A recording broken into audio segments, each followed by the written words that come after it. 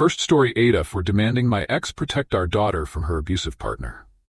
I've always tried to be a good dad, putting my daughter first and making sure she's always safe and happy, but recently, I found myself in a situation that's been tearing me apart. A few weeks ago, my ex, Kelly, called me late at night, absolutely hysterical. She was crying uncontrollably and told me that her partner, Jason, had hit her during a fight and stormed out. She was in pretty bad shape, black eye, bruises all over her face, and the most heartbreaking part was that our 6-year-old daughter, Lily, had witnessed the entire thing. I could hear Lily in the background, silent and scared, clinging to her mom. She wouldn't let go, and my heart just shattered. I asked Kelly why she hadn't called the police, and her response made my stomach drop. "It's not a big deal. It's happened before." I couldn't believe it. This wasn't the first time Lily had seen her mom hurt. I had no idea how to even process that. The next morning, Lily was unusually quiet. As we sat down for breakfast, she kept asking me why Jason was so angry and if it was her fault. I could see the confusion and fear in her eyes, and I knew I had to address it somehow. I told her it wasn't her fault at all and that no one should ever hurt anyone, but I felt like Kelly, as her mom, needed to step in and have this conversation directly with her. I decided I had to call Kelly. I told her that it wasn't okay to expose Lily to this kind of behavior, especially at her age. I said she needed to sit down with Lily and explain what had happened, making sure our daughter understood that this was not her fault. Kelly, however, didn't take it well. She got defensive and accused me of making things worse. She said I was overreacting and that I didn't understand the situation. I didn't back down. I told her that if this kind of violence continued, I'd have no choice but to take legal action to protect our daughter. I'm not the kind of person who wants to go to court, but I couldn't stand the idea of Lily being around this anymore. Now, Kelly is furious with me. She says I'm interfering with her life and making things harder for her. She claims I'm just trying to make her look bad in front of our daughter, but I don't know what else to do. I want to protect Lily, and I feel like Kelly's not doing enough to keep her safe. So here I am, wondering, am I in the wrong for confronting Kelly like that and insisting that she explain things to our daughter? Was I too harsh, or was I just trying to do what's best for our child? Second story: my wife wants everything: full custody, my house, child support, and alimony. The moment I realized things were falling apart in my marriage, I never imagined it would get to this point. My wife, Emily, and I got married in a small ceremony abroad. Everything seemed perfect at first, until she moved to the US in November 2022 to start a new chapter of her life. I was supportive, believing things would work out, but by February 2023, she had landed a job at a bank. That's when the cracks began to show. By June of that year, she decided to leave. Emily said she no longer wanted to contribute to the household bills or be involved in maintaining our home. I was blindsided. Despite this, I didn't want to give up on our marriage. I continued reaching out, hoping she'd come back, but things only spiraled further. Our communication became strained, and while we were separated, she got pregnant. At first, I thought it might be a mistake, something that could pull us back together. But then she completely cut me off. I had no idea what was happening. It wasn't until March 2024 that I learned she'd given birth to our child. And worse, my name wasn't even on the birth certificate. That was when I decided it was time to file for divorce. By that point, we had been separated for over 6 months, and I figured it was the right legal time to end things. But then the bombshells started dropping. In her counter-complaint to my divorce petition, Emily is asking for 100% custody of our child.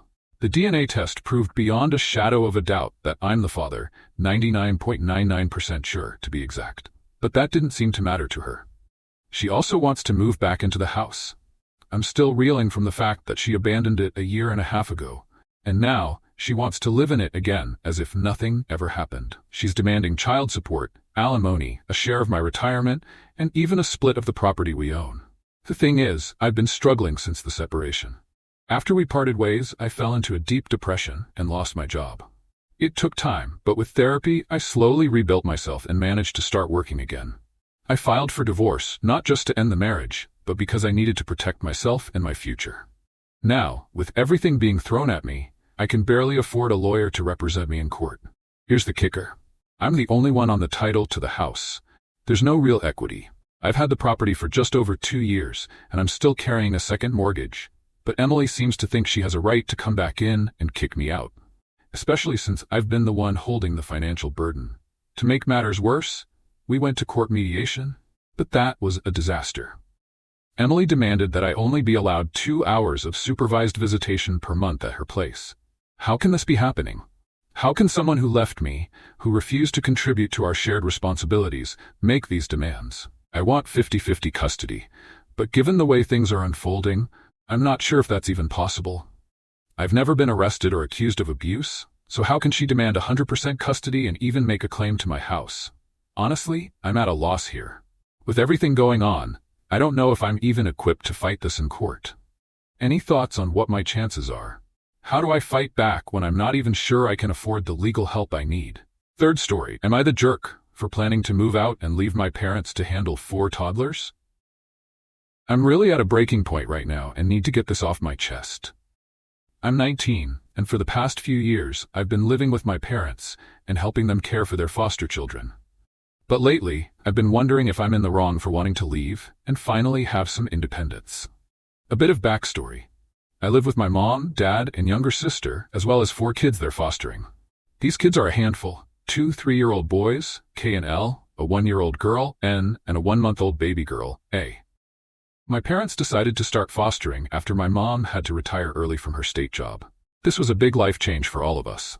Mom lost her pension and honestly didn't feel like working anymore.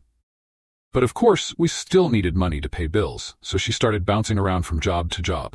It was during one of these jobs that she rekindled her baby fever. Without really discussing it with anyone else, she and my dad decided to reinstate their fostering license. Since then, we've always had at least 2 foster kids in the house, and now we're up to 4. They're planning to adopt the 2 older boys later this month, and the youngest 2 will likely stay with us as well. Here's where my frustration comes in. Ever since this started, I've become more like a third parent than a sibling or a daughter. Don't get me wrong, I love these kids, I really do. But it feels like I've lost my life. I'm constantly expected to drop everything and help with the kids. Whether it's taking care of them, helping with chores, or even just keeping them entertained, I'm always on call. If I try to take even a few minutes for myself, whether it's going for a drive to clear my head or shopping by myself, I'm either guilt-tripped into staying home or get berated when I return for abandoning the family. What really gets to me is that I don't even have a job anymore. I lost it after they made me choose between taking a trip to visit my sister or working. I chose to see my sister, which meant I lost my only chance at independence. Now I'm stuck at home all day, doing what feels like the majority of the work, and if I take a 5-minute break, I'm yelled at for slacking off. Meanwhile, everyone else in the house either has a job or is free to go out and do things. They'll leave for work or go out with friends while I'm stuck at home, being made to feel guilty for wanting to live my own life. It's exhausting. I'm so burned out, and the worst part is I've been wanting to move out since I was 16, but I'm in a place now where I don't have the money or a job to make that possible. I feel like I've been trapped in a situation that I didn't fully sign up for. I want my independence, but it feels like the more I try to take it, the more they pull me back in. So, I'm here wondering if I'm being unreasonable for wanting to move out and have my own space. I know the kids need care and I'm not trying to abandon them, but I just feel like I'm losing myself in the process.